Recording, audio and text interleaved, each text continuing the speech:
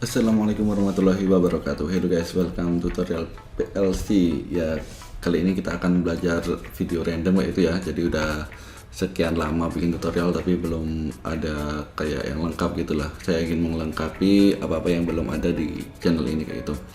Oke, yang pertama di sini teman-teman sudah lihat ya, ada dua buah PLC kayak itu. Jadi sesuai yang ada di judul, saya akan membahas apa itu PLC kayak itu ya.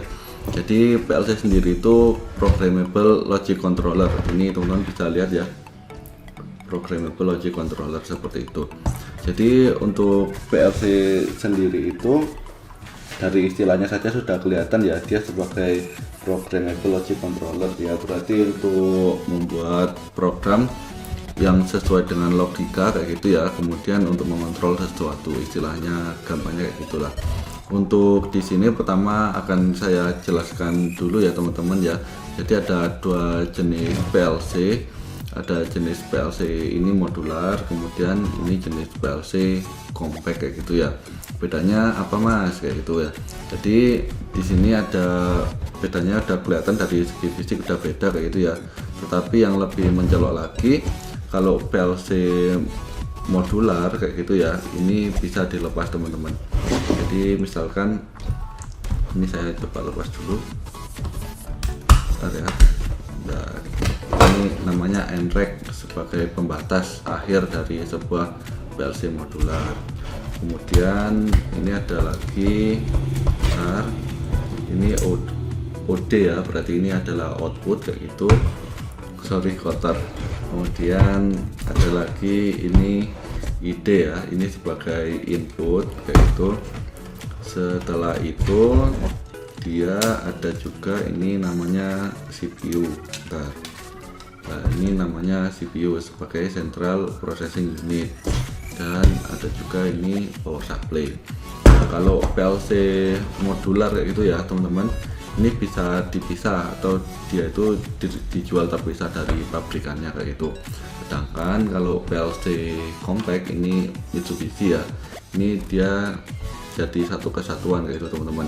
Jadi power supply, kemudian CPU, input, output, dan NREG-nya itu ada dalam satu benda ini.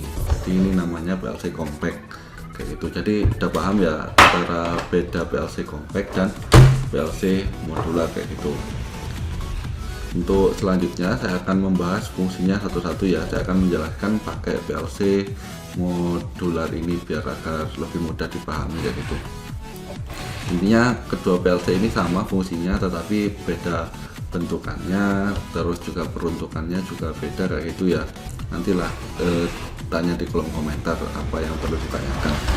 Jadi saya jelaskan dulu, yang pertama itu ada power supply ya. Power supply ini dia untuk menyaplai tegangan kayak gitu ya, untuk menyaplai tegangan pada seluruh hardware yang ada di modul PLC tersebut yang dihubungkan dengan power module ini.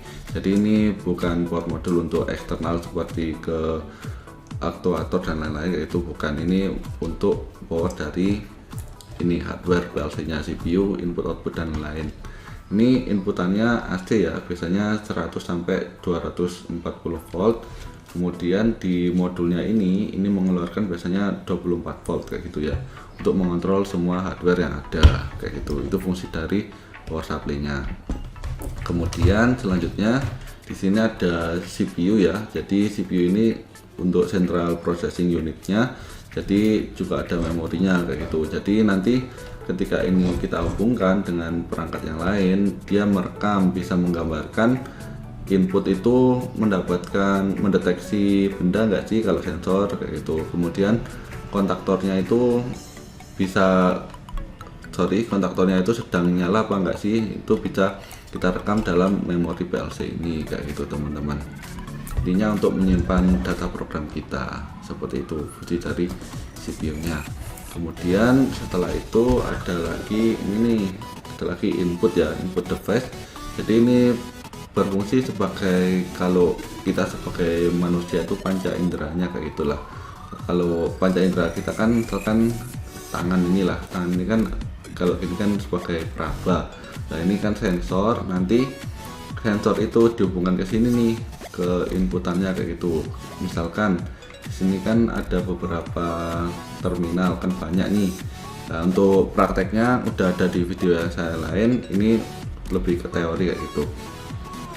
Misalkan kita punya sensor satu ya, itu kita hubungkan ke terminal ini.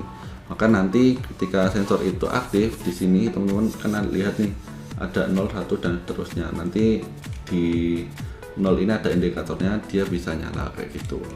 Intinya sebagai inputan pengganti panca indera. Kemudian dia kalau output, nah kalau output itu kan OD. Nanti ini bisa kita hubungkan semacam ke lampu, kemudian ke kontaktor dan lain. Ini untuk hasil kontrolernya lah kayak gitu. Kita kan udah bikin program banyak nih di PLC. Misalkan ketika tombol 1 dan tombol 2 aktif, maka akan menghidupkan lampu. Nah, maka nanti yang kita hidupkan itu harus kita hubungkan ke terminal ini nih. Misalkan kita pakai alamat 0, nah maka alamat 0 ini akan kita hubungkan ke lampu kayak gitu teman-teman. Fungsi dari modul output. Kalau mau ke kontaktor ya tinggal kita sambung aja ke kontaktor. Mau pakai alamat 0, 1, 2 dan seterusnya itu bebas sesuai yang ada di programnya. Intinya seperti itu. Yang terakhir di sini ada NREG kayak gitu ya. Ini sebagai pembatas akhir ketika semua modul sudah terpasang di PLC modular kayak gitu ya. Nah, ini ketika kita pasang semua, ini butuh ini nih NREG sebagai pembatas bahwa oh ini modulnya hanya sampai ini saja kayak gitu. Kurang lebih itu untuk penjelasan masing-masing bagian dari PLC kayak gitu teman-teman. Nah, ini udah tahu bedanya ya. PLC modular itu dia per bagian, kalau PLC compact itu dia jadi satu kesatuan, dan fungsinya antara power supply, CPU, input output itu fungsinya sama, dia beda bentuk aja kayak gitu. Terus selanjutnya akan saya tunjukkan ya, ini hardware-nya seperti ini. Kemudian untuk software-nya teman-teman bisa lihat ya sekarang di layar kayak gitu. Jadi masing-masing brand ataupun merek itu beda-beda ya softwarenya.